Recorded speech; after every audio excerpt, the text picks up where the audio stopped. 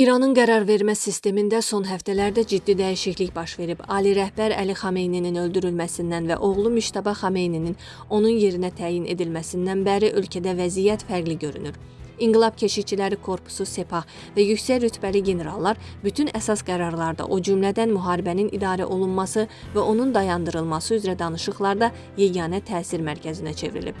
Teleqraf xəbər verir ki, bu barədə İsrailin N12 telekanalı məlumat yayıb. Kanal bildirib ki, Sepah Əli Xameyni dövründə İranın qərarvermə sistemində mühüm güc olsa da, ali rəhbər xarici siyasət və təhlükəsizlik məsələlərində son söz sahibi sayılırdı.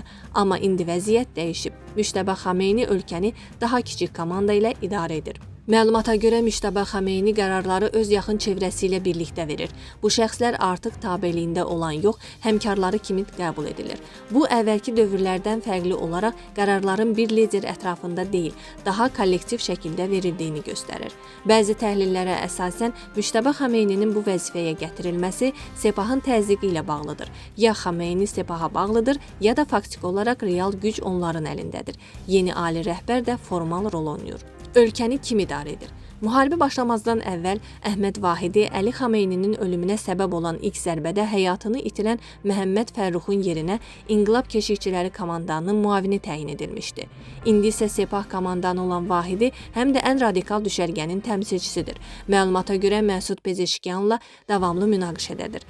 Əhməd Vahidi İbrahim Rəisinin prezidentliyi dönəmində Müdafiə və Daxili İşlər Naziri vəzifəsində çalışıb. Mənbələrin fikrincə sələflərindən daha radikaldır. O zaman Sepahın Qüds qüvvələrinin komandiri vəzifəsində çalışan Vahidi 1994-cü ilin iyul ayında Buenos Airesdə Yəhudi icmasının binasına edilən və 85 nəfərin ölümünə səbəb olan terror aktının arxasında duran şəxs hesab olunur. Əli Laricaninin öldürülməsindən sonra Ali Milli Təhlükəsizlik Şurasının sükanı arxasına keçən Məhəmməd Baqir Zülqədir daha az tanınan fiqur olsa da Sepahın təhlükəsizlik strukturunda mühüm vəzifələr tutur. Rejim daxilində inqilab keşikçilərinə sıx bağlı olan güc mərkəzini təmsil edən şəxsdir. Əvvəllər müxtəlif yüksək hərbi təhlükəsizlik postlarında, o cümlədən Sepahın regional əməliyyat strukturları və daxili təhlükəsizlik orqanlarında xidmət edib. Ali rəhbərin hərbi müşaviri Yahya Rəhim Səfəvi isə uzun illər Sepahın komandiri olub və hazırda da əsas hərbi müşavir kimi fəaliyyətini davam etdirir. O, İranın hərbi gücünün və çəkindirici potensialının qorunmasını vacib sayır, ölkənin ballistik raketləri və digər hərbi imkanlarını rejimin davamlılığının təminatı kimi görür. İranın hazırki sistemində 3 yüksək vəzifəli general Əhməd Vahidi, Məhəmməd Baqir Zülqədir və Yahya Rəhim Səfəvi əsas güc üçbucağı kimi fəaliyyət göstərir. Onlar Müştəbə Xameyninin tabeliyində yox, yanındadırlar və müstəqil təsir mərkəzləri hesab edilirlər.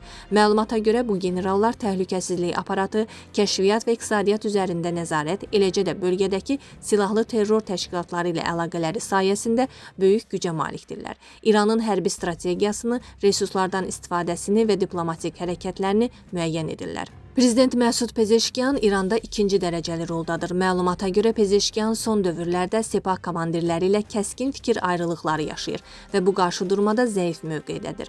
Onun rolu gündəlik dövlət idarəçiliyi və vətəndaşlarla əlaqələrin saxlanılması kimi məsələlərlə məhdudlaşıb.